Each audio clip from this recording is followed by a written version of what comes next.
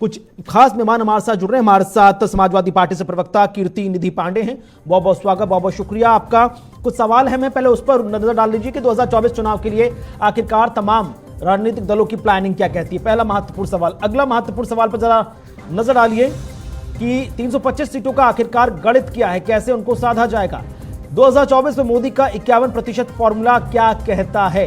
इसके अलावा 2024 में विपक्ष को महज मोदी को हराना है या फिर कुछ और भी चीजें हैं। क्या 2024 के चुनावी मुद्दे रहने वाले हैं, यह भी एक महत्वपूर्ण सवाल। बहरहाल खास मेहमानों से आपको इंट्रोड्यूस करवा देते हैं। हमारे साथ समाजवादी पार्टी से प्रवक्ता कीर्ति निधि पांडे हैं, स्वागत आपका। कांग्रेस पार्टी से प्रवक्ता आशीष मिश्रा हैं, स्वागत आपका। और हमारे साथ जेडीयू से नेता मनोज दास मन्नू हैं, आपका बहुत बहुत स्वागत। कुछ ही देर में बीजेपी नेता केसी जैन भी हमारे साथ जुड़ेंगे। आशीष जी, शुरुआत में आप ही से करने जा रहा हूं। लगातार बैठकों का दौर चल रहा है। कल भी हमने देखा कि किस तरह से INDIA अलायंस लगातार बहुत जोरदार तरीके से केंद्र सरकार पर हमलावर हो गया है। कितनी उम्मीद की जाए, लगे हाथ बहुत अहम मुद्दे लग गए हैं विपक्षी खेमे के पास। क्या इन मुद्दों को आराम से जाने देंगे या वाकई में कोई रणनीति तैयार हो रही है?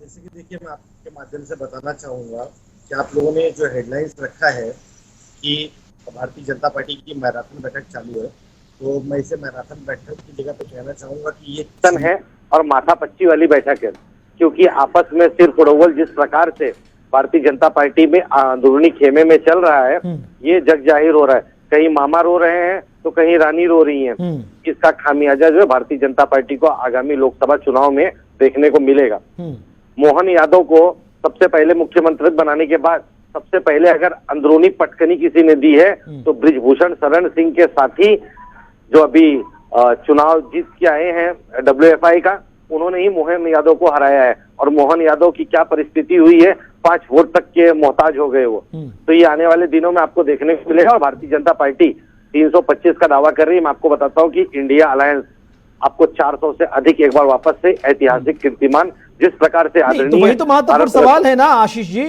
कि ये फॉर्मूला अगर इन 5 राज्यों में इंप्लीमेंट हो जाता तो उसके प्लस माइनस पता चल जाते। कब तक इंतजार करते रहेंगे? 2024 में अगर सीधे फॉर्मूला एग्जीक्यूट करेंगे, ऐसा ना हो जाए कि बैकफायर कर जाए फॉर्मूला। नहीं, हमारा जो फॉर्मूला है वो पहले से तय है। लोकसभा चुनाव को लेकर हमारी रणनीति पहले से तय हुई थी और हम लोकसभा चुनाव पे ही काम कर रहे हैं। ये निश्चित तौर पर बार बार जो मीडिया के द्वारा या अपना हमारे सत्ता पक्ष के द्वारा हमारे आपस में फूट पड़े, इसलिए आपस के साथियों के अंदर मनभेद पैदा हो, इसलिए इनका ये बार बार प्लान रहता है कि 5 राज्यों में साथ नहीं दिए, 5 राज्यों में साथ नहीं दिए। हमने तो देश में साथ देने का वादा किया था। इसलिए जब तक हमारी पूरी बैठक कंप्लीट नहीं थी, अब इससे हमारे साथियों को भी ये चीज पता चला है और पूरे देश को ये चीज पता चला है। कीर्ति निधि पांडे जी हमारे साथ जुड़े हुए हैं, समाजवादी पार्टी से प्रवक्ता। कीर्ति जी, किस तरह से 2024 को साधा जाएगा? समाजवादी पार्टी का रसूख उत्तर प्रदेश में बहुत ज्यादा है, लिहाजा समाजवादी पार्टी 2024 को किस तरह से देख रही है? 5 राज्यों में चुनावी नतीजे जो आए विपक्षी खेमे के, वो तो आपने देख लिए। अब रणनीति में तब्दीली की जा रही है कीर्ति जी। समाजवादी पार्टी के राष्ट्रीय अध्यक्ष ने कहा कि भारतीय जनता पार्टी को हराना तो उत्तर प्रदेश की 80 की 80 सीटों पे हराना पड़ेगा। उसका फार्मूला भी दिया पीडीए का, और पीडीए के फार्मूला के बाद घोसी का उपचुनाव भी हुआ और घोसी के उपचुनाव में समाजवादी पार्टी का उम्मीदवार बड़े अंतर की जीत दर्ज की। और जहां तक 5 राज्यों का चुनाव का सवाल है कुणाल जी, ये अलग बात है कि भारतीय जनता पार्टी ने 3 राज्यों में सरकार बनाई है, लेकिन भारतीय जनता पार्टी के लिए चिंता का जो सबसे बड़ा विषय है वो ये है कि 3 राज्यों में सरकार बनाने के बाद भारतीय जनता पार्टी को जहां 4 करोड़ 81 लाख वोट मिले हैं, वहीं कांग्रेस पार्टी को 4 करोड़ 90 लाख वोट। और अगर इंडिया अलायंस की बात करेंगे तो वहां 5 करोड़ 6 लाख वोट हो रहे हैं उन राज्यों में। इसलिए वोट की चिंता से भारतीय जनता पार्टी परेशान है। इस बात से इनकार नहीं सकता कि उसने सरकार बनाई, उन्होंने जीत दर्ज किया, लेकिन आज भी मतदाता उनके खिलाफ ज्यादा है, जिसका परिणाम लोकसभा में आएगा। और लगातार इसी दिशा में काम हो रहा है। इंडिया अलायंस की बैठक हो रही है, बैठकों के में रणनीति बन रही है। बहुत जल्द सीट शेयरिंग का फार्मूला सामने आएगा और समाजवादी पार्टी उत्तर प्रदेश की 80 की 80 सीटों पर नहीं, लेकिन आपको लगता है कि समाजवादी पार्टी के लिए गठबंधन नाम की चीज पॉजिटिव या सकारात्मक नतीजे लेकर आती है? इतिहास तो सर नहीं कहता। 2017 में आप ही ने यूपी विधानसभा चुनाव में कांग्रेस के साथ गठबंधन किया, क्या स्थिति थी वो आपने देख लिया। 2019 में आपने बसपा के साथ गठबंधन किया, क्या स्थिति रही समाजवादी पार्टी की वो भी आपने देख लिया। अब 2024 में फिर गठबंधन की तैयारी कर रहे हैं, क्या उम्मीद करें? 2017 2019 में जो गठबंधन की स्थिति रही, 2024 में जो गठबंधन होगा उसमें क्या डिफरेंस नजर आएगा सर? देखिए कुणाल, ये राजनीति परिवर्तनशील है, हमेशा परिवर्तन करती है। जो पार्टियां सरकार में कभी 2 सीट पार्लियामेंट के अंदर हुआ करती थी, आज सत्ता में है, बात करती है तो अहंकार भरी बातें करती है। इसलिए मैं कह रहा हूं कि परिवर्तनशील है और एक गठबंधन निश्चित रूप से सरकार बनाने के लिए नहीं, लोकतंत्र बचाने के लिए, महंगाई को कम करने के लिए, किसानों की आय दुगनी हो जाए इसकी व्यवस्था करने के लिए, बेरोजगारों को रोजगार मिल जाए इसके इंतजाम के लिए, गन्ना किसानों का पूरा भुगतान हो जाए इसके लिए। और जो किसान आंदोलन में 700 किसान शहीद हो गए, उनको सच्ची श्रद्धांजलि देने के लिए एक गठबंधन बना और सरकार बनाएगी। ठीक है, मनोज दास मन्नू जी हमारे साथ जुड़े हुए हैं, जेडीयू से नेता हैं। मनोज जी, हाल फिलहाल में जो दिल्ली में इंडिया गठबंधन की बैठक हुई, सबसे पहले खबर निकलकर सामने आई कि लालू जी और नीतीश जी नाराज हुए। खड़गे जी को प्रधानमंत्री पद का जो प्रस्ताव है टीएमसी सुप्रीमो ममता बनर्जी द्वारा पेश किए जाने पर वो नाराज चल रहे थे। उसके बाद कल भी खबर सामने आई कि राहुल गांधी ने निजी तौर पर नीतीश कुमार जी को फोन किया है, मनाने की कोशिश की है। पहले तो ये बता दीजिए कि ये खबरें कितनी सत्य हैं, और अगर सत्य नहीं है तो फिर नीतीश बाबू का अचानक से फाइनल प्रेस कॉन्फ्रेंस छोड़कर जाने का कारण क्या था? देखिए कुणाल जी, हर लोगों का अलग अलग होता है। इससे पहले भी नीतीश कुमार जी, लालू जी बिना प्रेस कॉन्फ्रेंस गए हुए वापस लौट गए। पटना की भी बैठक हुआ था तो अरविंद केजरीवाल जी भी बिना प्रेस कॉन्फ्रेंस में बैठे हुए वापस लौट गए थे, दिल्ली वापस चले गए थे। उस समय भी मीडिया में लोगों ने चलाया कि अरविंद केजरीवाल जी नाराज हैं। जब लालू जी और नीतीश जी बैठक से चले आए थे तेजस्वी के साथ, उसमें नहीं गए थे प्रेस कॉन्फ्रेंस में, तो उस समय भी मीडिया ने चलाया कि ये लोग नाराज हैं। और कल भी परसों की जो बैठक हुई है उससे भी ये चले आए हैं तो नाराज हैं। अब नाराजगी कहाँ है? अगर नाराजगी रहेगी तो फिर बैठक में क्यों जाए? सवाल तो सर उठेगा ना कि जब इंडिया अलायंस जब शुरुआत में विपक्षी गठबंधन अपना अस्तित्व ले रहा था तो नीतीश कुमार ही थे जो सबसे पहले नेता के तौर पर इस पूरे गठबंधन की भूमिका रच रहे थे। वही थे जो तमाम राज्यों में जाकर एक एक नेता को मनाने की कोशिश कर रहे थे।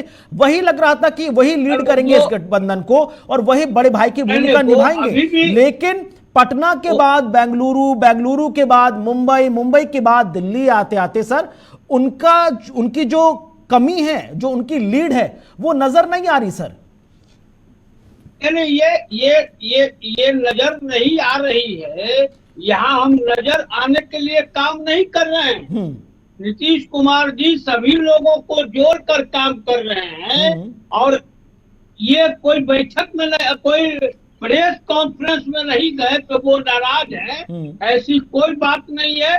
वो भी दिल्ली में अपने सांसदों से भी बैठक किए, यहाँ आकर भी सभी नेताओं से बातचीत कर रहे हैं। नीतीश कुमार जी विधानसभा चुनाव के पूर्व में ही कहा था, बीच में भी कहा था कि सभी लोगों को सीट शेयरिंग करके मैदान में उतर जाना चाहिए। वो सीट शेयरिंग के लिए हुआ।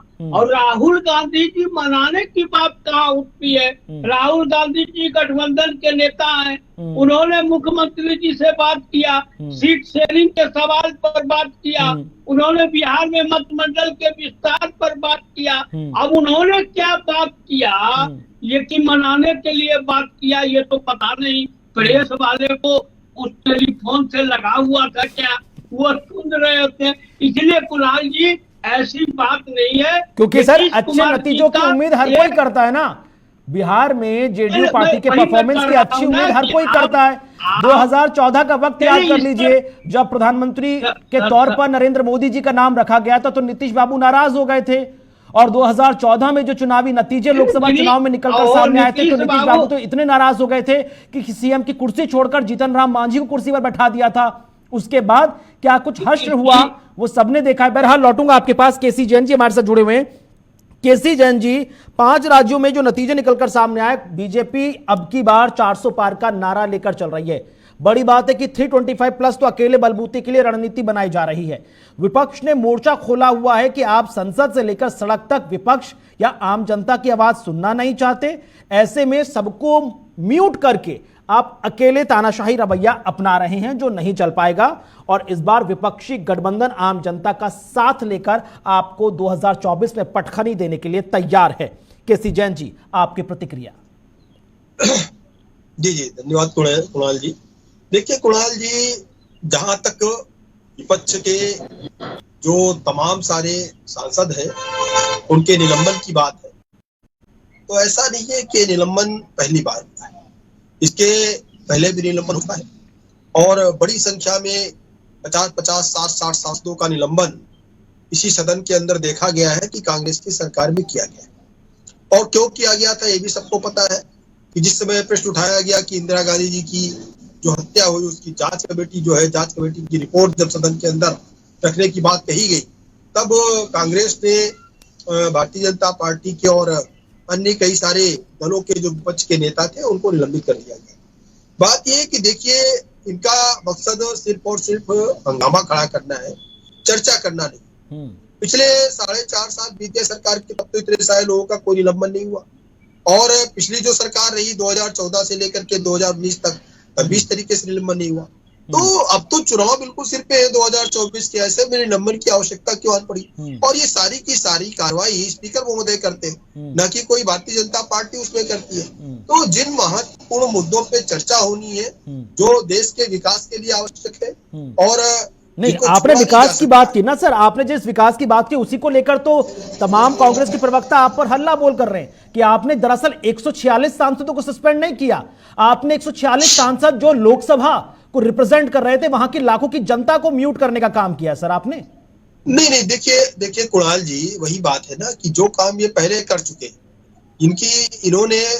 इनको लगता है कि जिस मंशा के अनुरूप इन्होंने निलंबन किया था अपनी सरकार के रहते हुए, उसी मंशा के अनुरूप सरकार के अंतर्गत निलंबित हो रहे हैं, जबकि ऐसा कुछ नहीं है।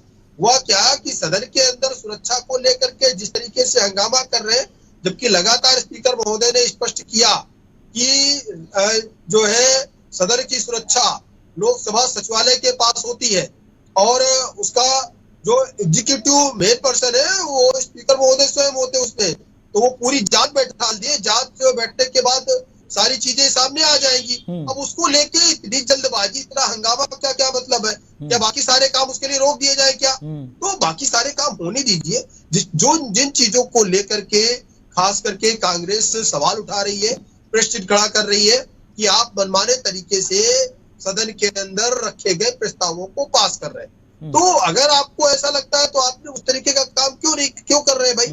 आप उस पर चर्चा क्यों नहीं कर रहे हैं? चर्चा करने के बजाय सिर्फ हल्ला हंगामा करके सदन का समय बर्बाद कर रहे हैं। सदन का करोड़ों रुपए जो प्रति घंटे के हिसाब से खर्च होता है वो आप बर्बाद कर रहे हैं। वो भी जनता की गाड़ी कमाई का पैसा है। आप सदन चलने नहीं देना चाह रहे। सदन तो चलेगा चाहे जिन परिस्थितियों में चले। ये स्पीकर महोदय ने भी स्पष्ट कर दिया कि क्यों ना निलंबन ही करना पड़े, सदन चलेगा, सदन की कार्रवाई चलेगी, जनता का करोड़ों नहीं तो सर सदन तो चलेगा, लेकिन ऐसे सदन की कार्रवाई का क्या मतलब जहां पर विपक्ष का एक भी सांसद मौजूद ना हो? ऐसी संसद की कार्रवाई का क्या औचित्य जहां पर विपक्ष का एक भी सांसद मौजूद ना हो?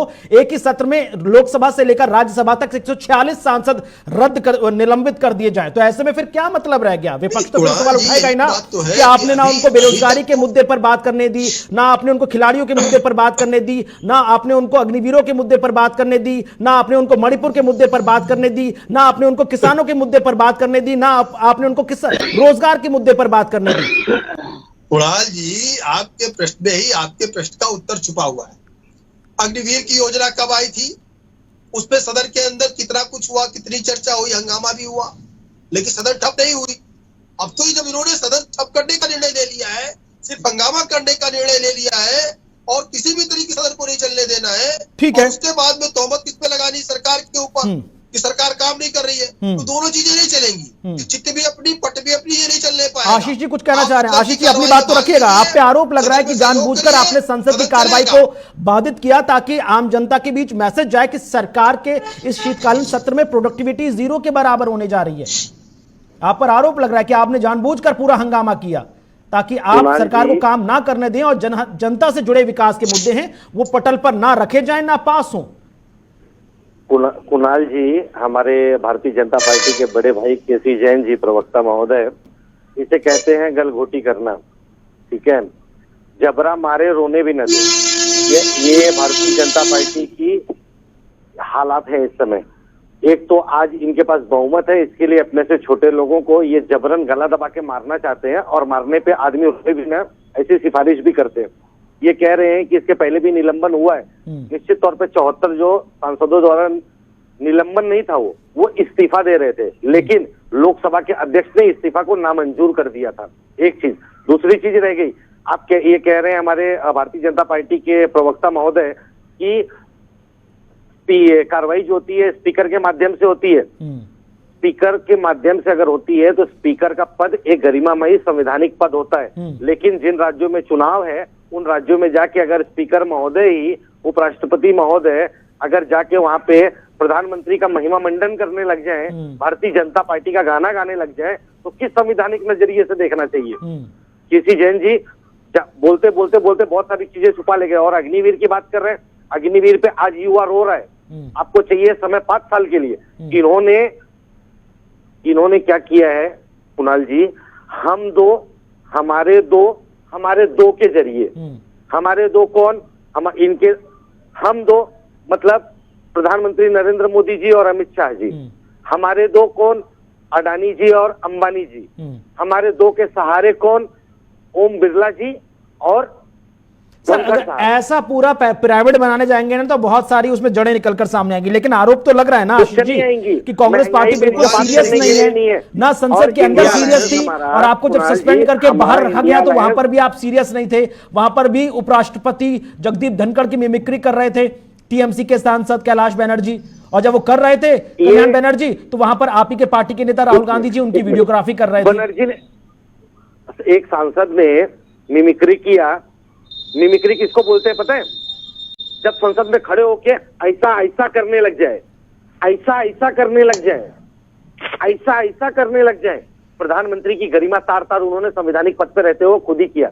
और प्रधानमंत्री जी, आप ही अपने से छोटे लोगों को सिखा रहे हो, और वही चीजें, और आप लोगों को तो धन्यवाद करना चाहिए कि आदरणीय राहुल गांधी जी ने संसद के बाहर अगर कुछ चल रहा है तो अपने वीडियो कैमरा के माध्यम से कुछ शूट करने का काम किया।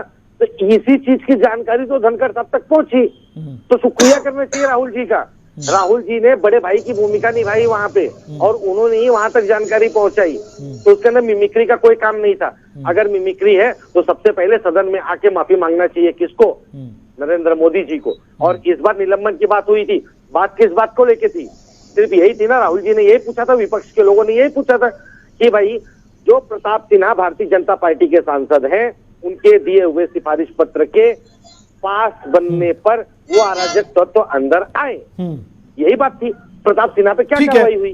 केसी जैन जी कुछ करने जा रहे हैं? भारतीय जनता पार्टी, केसी जैन जी कुछ नहीं कह पाएंगे इसके ऊपर। देखिए कुणाल जी, पहली बात तो ये है कि यहाँ पे बैठ करके देखिए पहली बात तो है कि हमेशा से ही प्रदेश सरकारों का राज्यपाल, किसी भी पार्टी का राज्यपाल तो केंद्र के द्वारा मनोनीत होता है, लेकिन राज्यपाल कहता है हमारी सरकार, वो सरकार राज्यपाल की होती है, राज्यपाल के द्वारा संचालित होती है। और उसमें सत्यपाल मलिक भी केंद्र सरकार के द्वारा नियुक्त हुए राज्यपाल थे। राज्यपाल भी करता है, लेकिन राज्यपाल सत्यपाल, अच्छा ठीक है, अगर राज्यपाल की बातें सब सही हैं तो सत्यपाल मलिक ने जो आरोप लगाए पुलवामा हादसे को लेकर, भारतीय जनता पार्टी क्या उसे मानेगी क्या? ठीक है, भारतीय जनता पार्टी मानेगी क्या? ठीक है, सुन लीजिए ना, सुन लीजिए। सत्यपाल मलिक ने देश के जवानों की जो शहादत हुई उस पर प्रश्न उठाया था। जरा सी बात पे केवल और केवल संविधान खतरे में पड़ जाता है, हर बात पे पड़ जाता है। संविधान और लोकतंत्र वास्तव में खतरे में है, इसलिए गालीबाज सांसद संसद भवन के अंदर है और लोकतंत्र के मंदिर में अराजक तत्व को उड़ाने वाला संसद भवन के अंदर है, उस पर कार्रवाई नहीं है। लेकिन जो सवाल उठाता है उस पर कार्रवाई है। मुद्दा लेकर के आए, आप जीएसटी का मुद्दा लेकर के आए, आप अग्निवीर का मुद्दा लेकर के आए। केसी जैन जी ये बताइए, देश आज कितने लाखों करोड़ों के कर्ज में है? सारे मुद्दे आपके फेल हुए नहीं फेल हुए? अब यही तो बड़ा सवाल है कि आखिरकार इतने तमाम मुद्दे होने के बावजूद भी अगर विपक्ष जोरदार तरीके से आम जनता के दिल में अपनी जगह ना बना पाए तो इन मुद्दों का फिर क्या फायदा। बहुत बहुत शुक्रिया, आप चारों ही खास मेहमानों का हमारे साथ चर्चा में शामिल होने के लिए। समय इतनी ही इजाजत दे रहा था, नहीं तो चर्चा को और आगे बढ़ाते। तो आखिरकार एक के बाद एक जो तमाम नेताओं की जो बयान निकलकर सामने आ रहे हैं, उन्हीं बयानों के आधार पर, उसी रणनीति के आधार पर आगे की रणनीति भी बनाई जा रही है। देखना बेहद खास है कि जो चिंतन मंथन हो रहा है वो कितनी जल्दी परिवर्तन में तब्दील होगा, और परिवर्तन भी ऐसा जिसमें आम जनता का आशीर्वाद किसी एक खेमे को मिलता हुआ नजर आएगा। बहरहाल चर्चा में इतना ही।